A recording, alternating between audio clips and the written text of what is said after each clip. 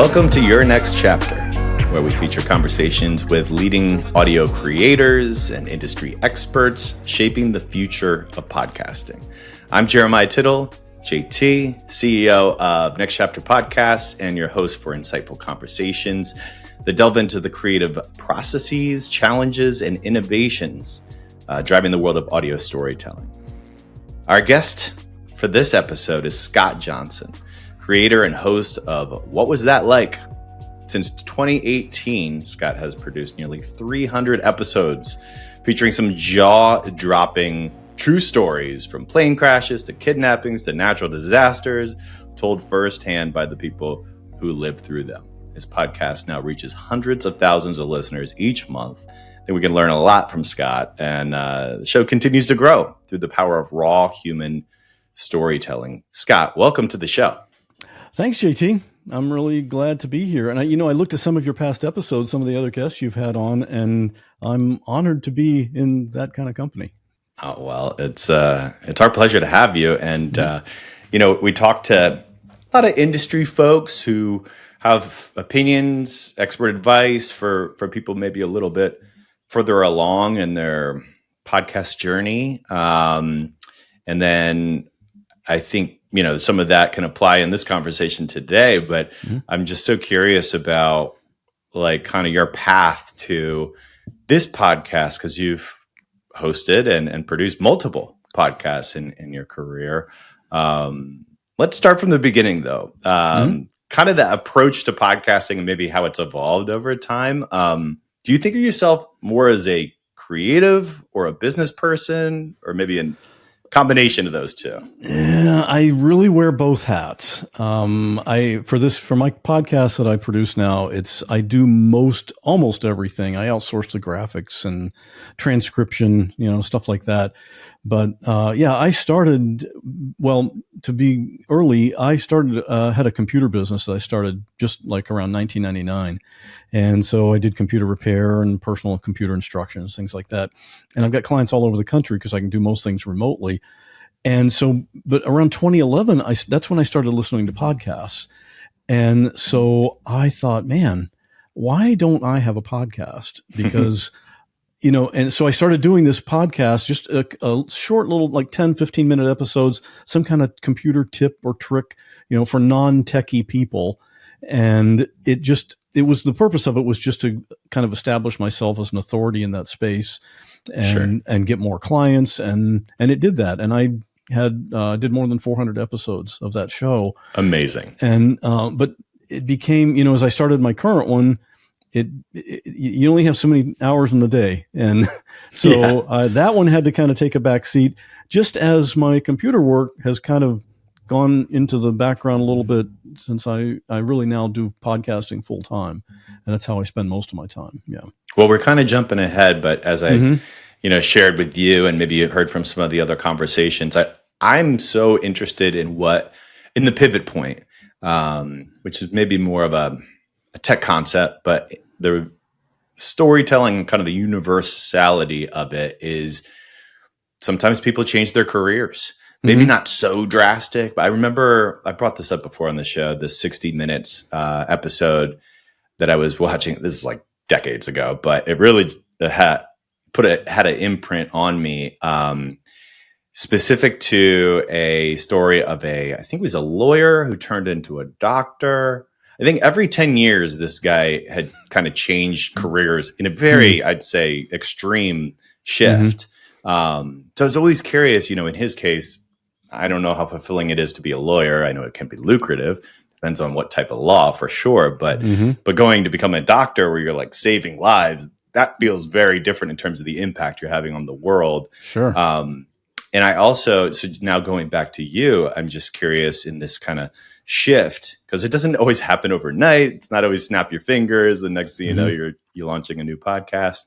But I am super curious because, this podcast in particular, Your Next Chapter, I have a lot of curiosity. I love talking to people who are actively podcasting. I don't really talk to anybody who isn't, but, and I hope that people get something out of it. I think people do, but, but yeah, I was curious about because this podcast helps our business. I get to meet folks that maybe I only see at a conference, or I was just in Chicago for Podcast Movement Evolutions, and I got to see a lot of people that I'd interviewed. So it's fun for me to have that built in, get to know you via recording online, and then the in person is really wonderful, satisfying.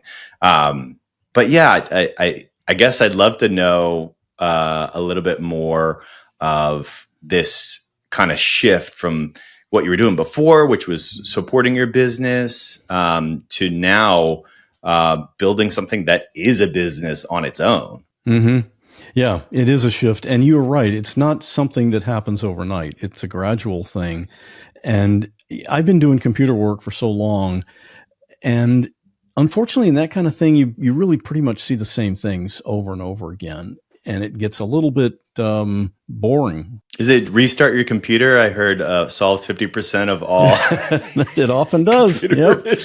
But you know what? People tell me, or people pay me to tell them that. So, I'm not going to turn away their money. But no. But yeah, it's the same thing over and over. And I'm a kind of a creative person, and it didn't allow me that at all. And so, but I was still doing my computer business, and actually technically still am to some degree, when I realized that when I'm listening to podcasts, my favorite episodes are ones where someone is telling a story. And it's even so much better if it's a true story, and it's something that this person has experienced themselves. And I thought, wow, that's really cool. And I looked around, there was no other show doing that. The way, at least, I mean, there are other storytelling podcasts, obviously, but they weren't doing it the way I would want to do it, or what I would want to listen to. And I had already been podcasting. I knew how to create a podcast. So I figured, okay, hey, I'm just going to do it myself. And I honestly, from the beginning, I thought that it might turn into something big, just because of the power of storytelling. Everyone loves a good story. And man, I wanted to make sure these were really good stories, like crazy stories, but all true. I verify each one that, that they actually happened. And turns out people like them. Oh, that's lovely. I love that story. Curious about, so you said gradual. Were you doing 2 podcasts at the same time for a period, or was it I'm going to stop the computer one, now it's for pure storytelling? No, it was gradual. I was still doing, I wish I should have looked up these dates, but yeah, they did overlap actually. Okay. And there was actually another podcast in between, where I did about 88 episodes, but that was weekly. And that was interviewing people. It was about people who had just finished their first ultra marathon. So that's what kind of it gave me a little bit of experience in interviewing people for a podcast. And but yeah, and that one kind of overlapped. And so, but eventually it just got to the one that I'm doing now. It's called What Was That Like? It just takes up too much of my time. And I shouldn't put it that way. It takes up a lot of my time, but I enjoy every minute of it because it's such a creative outlet for me. And I get to meet so many interesting people. Oh, that's really cool. Were you at all inspired or aware of Rich Roll and his kind of ultra marathon? Sure. Yeah, I listened career. to Rich. Was that, yeah. Mm-hmm. Because he's done really well in podcasting. Oh, he's done very well. Yeah, he's established a great brand. And I used to listen to him all the time. Oh, that's really cool. I want to hear more about what was that like. How long did it take you to come up with that name? It's a great name. Well, there were a few factors. One is, what question do I want to ask on every episode? Because these are people that have had something really weird happen to them. And that's what I want to know. What was that like? And just from a practical standpoint, the domain name was available. So whatwasthatlike.com, I secured that pretty quickly. And so I knew, yep, that's got to be the name. And there you go. The combination of the creative and the business person here, right? Yeah, exactly. In action. Yeah. That's what it is. Yep. So we get this with some shows. It's not super necessary, but we co-produce the 10 News, it's a News for Kids program. And so the question is about fact checking. How do you approach fact checking these stories? Have you ever had an issue with someone not being truthful with you? No, at least not yet. I mean, I've done over 200 episodes of just this show, but what I usually, when someone pitches me a story, I respond with two questions. One is, first of all, we need for this story to be roughly an hour. Do you think a detailed telling of the story will take an hour? And the second question is, can you verify in some way that this happened? And I always emphasize, I'm not questioning, I'm not doubting that it happened, but I promote each episode as a true story. So I have to do my due diligence, and either, a newspaper article with your name in it when it happened, a 911 audio, which I often play in the podcast episode, police report, anything, pictures, anything like that can. I don't need to verify every single detail of the story, but I want to make sure that the basic thing that they said happened actually happened. Yeah. No one wants to be in a Stephen Fry Oprah situation, which is, goodness, I'm dating myself. That wasn't yesterday, but but even Oprah can be fooled. So it's sure. good to, establish some system for it. Sounds like you have a good one. And also, what would be the point of, I don't know, someone kind of making up a story? It seems like, I wanted to ask you about, when did, and you could tell me if this is not the case, but it feels like, given the success and the growth of your show, it would be, when did it switch from you seeking out stories to receiving submissions? That was very gradual, because in the beginning, obviously, I had no audience.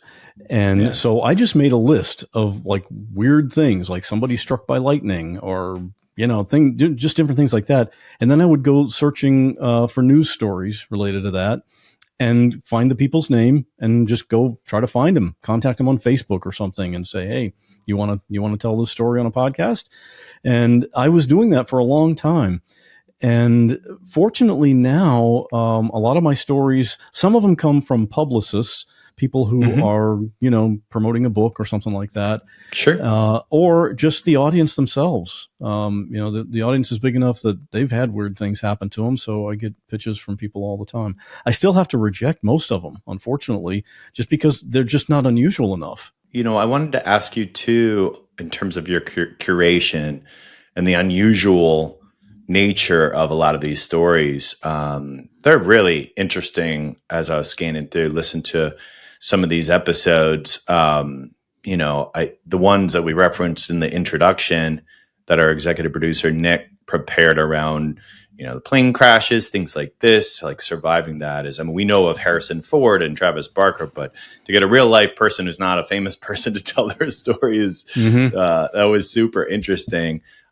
Curious what gets you going and excited in terms of that kind of unusual nature that passes muster for you.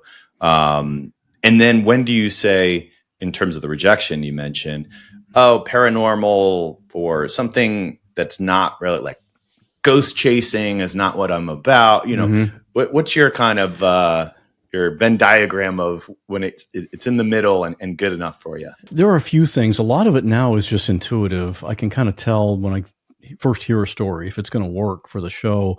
But yeah, I don't do any paranormal, just because of the verification aspect. How do you prove somebody saw a ghost or something? Right. I don't do stories also that are primarily medical related, because then it just turns into, I got diagnosed, I went in the hospital, I got out, I had to go back in the hospital, and it just becomes kind of a timeline of, treatment and stuff like that, unless there's something really unusual about it. And so other than that, I try to kind of picture this, like, here's how I picture it. Okay. If I'm at a dinner with some people I don't know, and the guy sitting next to me happens to mention, one time I got bitten by a rattlesnake.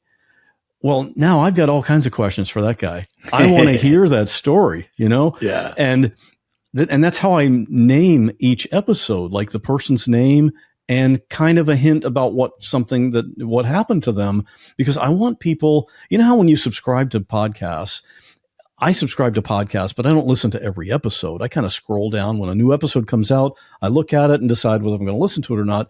But if if somebody's scrolling and they see a title, Dan was attacked by a grizzly bear. Okay, that I'm going to hit that one. I want to hear that story, and that's what I'm picturing my listeners. I want them to listen to each of these stories. So it's got to be something that grabs people's attention, but also there's enough of a story there and enough details that they will listen to it, all the way through. We're midway through a series right now, Targeted, which is more of an investigative series, and something that we're covering misinformation campaigns and how people get targeted. It's really interesting to go through this process. Not like anything we've produced before, but one thing that I have found, and this is no surprise, I think, to anyone paying attention about the internet in 2025, but how headlines are more important, not to me, to you, to the listeners maybe, but they're more important in terms of how the system works of the internet, Yeah. So when you talk about making a great headline, I agree with you. That's absolutely important. And that's something that I think the listeners can benefit from, of like, how do you headline? How do you title your episodes to both be grabbing, attention, eye-catching, intriguing, but then you got to back it up too, right? Sure. That story is good enough. Clickbait. Exactly, right? Right. It's just, I've become painfully aware of how headlines are it's like the tail wagging the dog, as they say, right? Right. Which is sad, but it is kind of the reality. Yeah, it's taken everything down. If I see something like, Dan walked into the woods and you won't believe what happened next. Okay, that I'm absolutely deliberately going to not listen to that. Run. Because do not walk. It's awful. Yeah. It's so bad. But yeah, podcasting's different. So, with articles, it's one thing, and there's like headline generators, and I didn't want to spend too much time on this, but you brought it up, and I just, it really struck a chord with me as we were kind of like going down the road with this one podcast. Another thing we're doing, and this is not about me, this is about you, but I do want, if you don't mind, for me to pick your brain for the benefit of the listeners. Sure. We're starting an accelerator program to help indie creators get started with their podcast. And I was just curious, what's one piece of advice that you'd give a new creator that's just starting out? I would say don't ignore promotion, because I have promoted constantly since I started this show. And a matter of fact, I documented every promotion strategy that I tried. And I'm going to write a book about that at some point. Come on. Because I've got like 140 You'll have to come back on once things. You write it. I want to read this. Sure. Yeah, I'd be happy to. But and some of them worked and some of them didn't. But yeah. And some of them that didn't work for me might work for somebody else. But I just try to think really creatively, get outside the box. And, everybody says, oh, I post on my Facebook profile when I have a new episode, and it doesn't do anything, Well, I use Facebook all the time, but in different ways. But I would say the two big things that got my show bigger from the beginning is guesting on other podcasts, like I'm doing right now, sure. And doing promo trades. You create a 30-second trailer. Another show with a similar audience does the same thing. You each play each other's trailer on your show. And it's not like podcasting is such a weird business. We're not in competition with other podcasters. We help each other. And, if I can get you more listeners, that's great. You can get me more listeners, because listeners don't just listen to one show. They listen to multiple shows, and they just need to be aware. But you have to you don't want to do a lot of promotion and bring new listeners in if your content isn't good. Right. But you don't want to spend a lot of money or a lot of time, on your very first your first episode, because if people aren't impressed, they're not going to come back, So your episode 10 should be much better than your episode 1. And, but still, you've got to promote constantly. I'm glad you said it. I was actually just thinking through, we started our company at the same time you started this podcast, 2018. And we were purely organic for years. We didn't spend more than $100 in a month on marketing. I think now with more of the shows that we're producing for clients, branded content podcasts, working with a museum in North Carolina, for example, on this show, Our New South, like the budget has increased dramatically in the marketing side and in the audience growth side. Like you can make the best podcasts in the world. Like they're hand in hand, right? You can make the best podcasts in the world. This is what my old mentor told me. In a 10 by 10 box, if no one hears it, doesn't matter. Like you put all this effort into it. So finding the right mix there, whatever percentage, I think we're probably closer to like 30% of our budgets are now going towards marketing. When some people have told me, especially for like a limited run, not that that's what you're doing ongoing, which is the best business, really, especially today, because there's a lot less chances being taken on shows, but is like 50 or 100%, like a split, an even split between marketing and creating the content, which I remember when I started, I was like, who has money for that? Like, that's a lot. But there's so many things you can do for free too. You don't have to start off spending money. And even if you want to do Facebook ads, that can be so cheap. And you can specifically target the people that would be interested in whatever episode content you're trying to promote. So it can be really efficient. I love that. We've also learned that some of our episodes perform really well, specific to certain tactics. So like the idea of iteration is something that I learned when I was in San Francisco and getting my kind of tech introduction at TuneIn before starting the company was, if one thing is working, like double down on that and maybe take some of the resources you were planning to devote to like the full series or a different episode. When that one episode is just killing it, like go for it. So that was beneficial to me, and just to kind of piggyback on what you were saying, for anyone who is listening and this is benefiting kind of their approach. Some industry questions for you now, if you don't mind. Sure. How do you approach community building around your show? I love community building. My audience is mostly women, and they're typically like between 30 and 60 years old, and they are all on Facebook. So even though I don't really care much for Facebook, I know I have to be there because that's where they are. And so over almost 7 years, my primary call to action has been, hey, come and join us in the Facebook group. If it's a private group, and we talk about each episode, but we talk about a lot more. There's tons of engagement there. Every Tuesday, I post like some kind of a thought-provoking question, like what's the biggest regret you've had in life, or big things like that.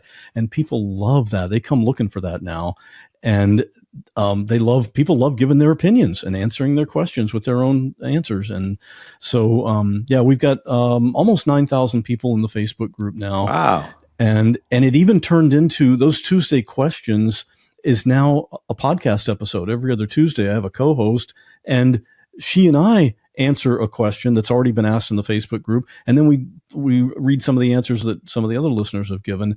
And so now people in the group are hearing their own name and their own answers on the podcast. And it's more episodes, which means more downloads, which means more ad space. And it's a win for everybody. So yeah, I love, and actually that co-host, she and I just recently did a Zoom because she has her own podcast as well. Her name's Meredith. It's called Meredith for Real, the Curious Introvert. And she talks about all kinds of weird stuff with interviews with people. And she promoted it to her audience. I promoted it to mine. And a lot of them are crossover because we do a show together. We did a Zoom for listeners to come on and ask us questions. And so we had a bunch of people come on there, and now they get to talk directly to the hosts of these podcasts that they've listened to for years, and they just love that. That's such a good lesson in innovation and being open-minded to kind of outside the box approach to growing the community. And that's wonderful story. I think people get a lot out of that. So question for you about any kind of partnerships that you've developed. You kind of already answered that in terms of that specific podcast, but anything beyond that, and you could even delve into, brand partners as well. But what other partnerships have kind of developed over time that you're like, I'm so glad we did that? Oh man, the first biggest one was actually in 2020. There's another show that's similar to mine. It's called This Is Actually Happening, and it was a bigger show than mine at the time. I'd only been producing for a couple of years at that point, but it's the same thing where a person is telling a firsthand true story. And I thought, man, he's got an audience. His audience would be interested in my show. And same thing, my audience would be interested in his show. So his name's Whit. And so I sent him an email, and this is the first time I ever tried this. I said, Whit, we have similar shows, and I was wondering if you would be interested in trading an episode. So I would play a full episode of his show on mine, and he would do the same thing. And I didn't hear back from him for a few days. And I thought, oh, okay, he doesn't know me. I'm just a new guy. I just have this podcast that's 2 years old. He's not going to do that. Well, during those few days that I didn't hear from him, he was listening to some of my past episodes. And he finally got back to me and he said, yeah, absolutely. Let's do it. And so at that point I'd have to look back at the numbers again, but my show was getting maybe 1,500 downloads a day, roughly. And so we did this full episode swap, and you got to be really careful when you do this because your audience didn't sign up to hear this other show. Right. And so it's got to be something that they would be interested in. And in this case, I knew they would. But it went from like 1,500 downloads a day to a couple of days later, it was like 3,000 downloads. And then a couple of days after that, it was like 6,000 downloads. And it was huge. And it's funny because when somebody joins my Facebook group, I always ask them two questions. It's automated with Facebook.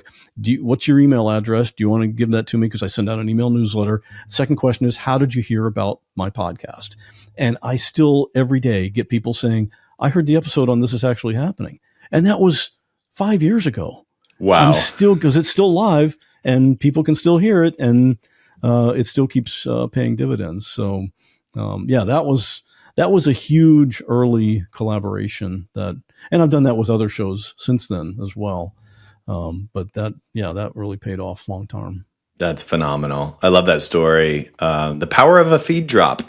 We do for our clients and also for our own shows, promo swaps. So like a 30 or a 60-second, you can call it an ad, but really just like a promotional audio, bite that might be at the beginning or at the middle, pre-roll or mid-roll of a episode. But, every time this has been tested, you compare a short little promo or ad versus a full-blown episode.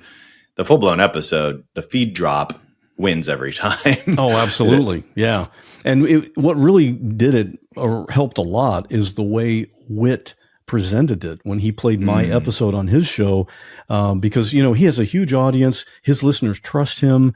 And the intro that he did is, sometimes listeners will contact me and ask me, Whit, I love your show, but I've listened to all the episodes. What's another show that's just like yours?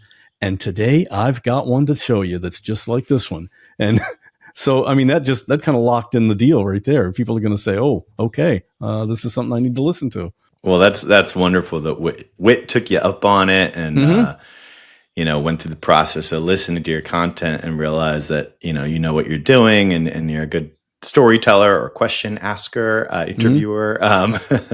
But no, that's a great story and really, I think, powerful for folks. Last question before we get to the question we ask everybody. But I wanted to ask you about video. I ask everybody this at this point because video is, it's debatable. There's podcast purists who are like, if it's not audio only, I don't care about it.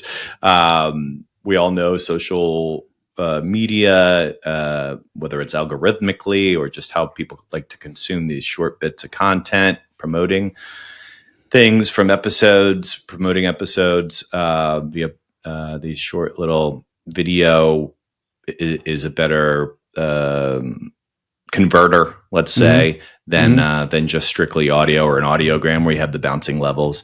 So yeah, what's your take on video and all that? I have nothing against video. My show is audio only. Part of that is because the people that I talk to, the guests that I have on, don't normally get interviewed. They're not public speakers. They just had this one weird thing happen to them, and I'm having them tell that story. So they're often kind of nervous, and they would be much more nervous if they knew they were being on video or being recorded on video as opposed to just audio. And so I have avoided that so far. And for me, I prefer audio podcasts. So that's just a personal preference. But having said all that, I do have a YouTube channel, and every episode of my show goes on YouTube, but it's like the cover art for that episode with the moving waveform. That's the only movement. And they get some, they get 50 to 100 views, usually pretty quickly. It's really just there for discoverability. So if somebody's searching for it, they can listen to it there if they want, but they might switch over and listen to the audio portion as well. That makes a lot of sense, and appreciate you kind of sharing your philosophy around it. Does that mean on YouTube you also are using kind of the new podcast distribution function, like the RSS they provide? No, or no? It's just a YouTube channel with my episodes on it. I haven't really pursued that other. I know they have that now, but I haven't done that. It doesn't really do. I mean, I don't know. Maybe again on the algorithm there may be some benefit, but it sounds like it's a drop in the bucket compared to kind of your overall audience and how they like to consume your show. So now I told you this was the second to last question. I lied to you because I want to ask about famous people, if you wouldn't mind. What's your philosophy around, I don't know, some big publicist reaches out to you. I'm sure it happens. And they're like, we have Jeremy Renner who had a near-death experience or something like that.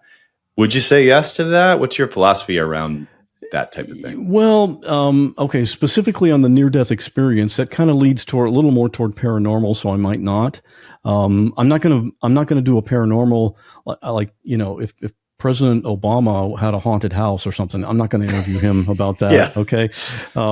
But as far as someone famous, I have no problem. They're just another person to me. There's only a very few people that I would be starstruck by, I think. But the big thing though is that the focus of the show, 90% of the episode is going to be them telling the story of what happened. And then we'll talk about their book or their, whatever they want to promote or sell. And that's fine. I definitely want to include that, and I'll put it in the show notes, and we try to sell them some books, for sure. But, just yesterday, I interviewed Scott Payne, former undercover FBI, infiltrated the Outlaws biker gang, and he has all kinds of crazy stories. But he has a book to sell too. That's why he's doing interviews. So it's got to be a good balance. I want it to be good content, not just a commercial, for somebody selling something. I think your audience really appreciates the purity of that. It's a story first medium or a show. It's yes, it is about you, but it's not about you. It's about the story, whether the guest is President Obama or someone we've never heard of that's been on your Facebook group and is like, I have a great story, or my cousin does, or what have you. That story comes first, and I think people really appreciate that. That's what I appreciated in scanning through and listening to a couple of your episodes before doing this interview. That it really is about the story, and I think that is powerful. Right. So you do a great job with it, and here I am with the last question, which we ask all our guests, which is, what's your next chapter? That's a really good question, because my day to day now is just head down, looking for, creating interview notes, scheduling interviews, having these amazing conversations, and just trying to keep growing the show. I guess you could consider this. I've recently made a change. My episodes are every other Friday, and if you can do a weekly episode, that's a lot more downloads and more space for ads and all kinds of stuff like that. So I'm now doing a different type of episode because my listeners have told me we want to hear more, and they like my voice. I hate to even say that because it sounds egotistical, but that's what they tell me in the Facebook group, and other listeners I agree. have said, I love your voice. Thank you. But so what I'm doing now is when I've got an empty Friday at the end of a month, I have this type of episode called Scott Tells a Story. And so I'll find like a 10 or 15 minute true, unusual story and just tell that story on the air. And so again, it's just another episode. I can put ad breaks in there. And so that's kind of, I'm combining that with what I call flashback episodes. On the other Empty Friday, I play an episode from like 5 years ago, but I'll also contact that guest and have like a 10-minute conversation. Like, what's happened since then? How are you doing since you originally appeared on the podcast? And because not everyone downloads the whole back catalog, so some people still haven't heard that old episode. And the ones that did, it was 5 years ago. It's going to be fresh enough that they can hear it again. And so now I'm putting out content every single Friday and every other Tuesday. So in addition to bonus content for paid supporters like Patreon and Apple subscriptions and stuff like that.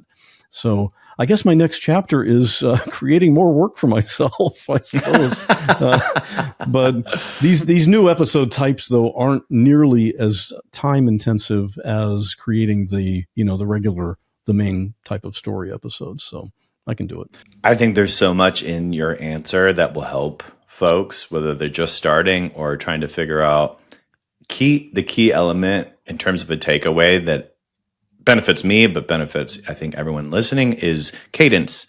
It's a tough decision to make for some.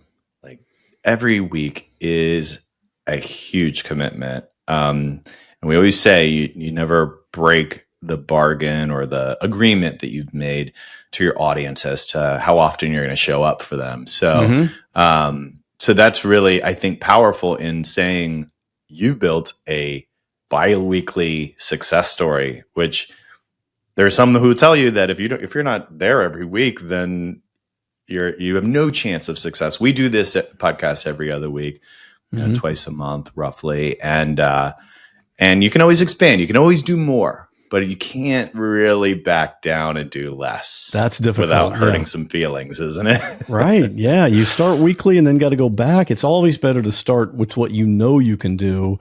And then if you want to add more, once you get a feel for it, that's fine. But, one of my sort of mentors in this business who's been very successful, his name is Jack Resider, and he has a show called Darknet Diaries. And it's about insider, cyber crime and hacking and stuff like that. Really good show. And he has always been every other week. And I mean, he gets 300,000 downloads an episode. And wow. So how do you argue with, and again, that's all storytelling. So if he can do it, why can't other shows do it as well? Parting words of wisdom. Thanks so much for joining us here, Scott. This has been really, really cool for me. And I hope the listeners have enjoyed it as well. Just to wrap up, if you're interested in learning more about the Next Chapter Accelerator program, please go to nextchapterpodcast.com/contact and we'll reach out. Thank you so much for listening to this episode of Your Next Chapter. Scott Johnson, creator and host of What Was That Like? Since 2018, been doing it and just expanding. And what a great success story with a lot of wisdom coming out of this conversation. I'm your host, Jeremiah Tittle, JT. Our executive producer is Nick Kastner. This is edited by Justin Cortese, and we drop episodes bi-weekly. Please follow the show. And thanks so much for listening.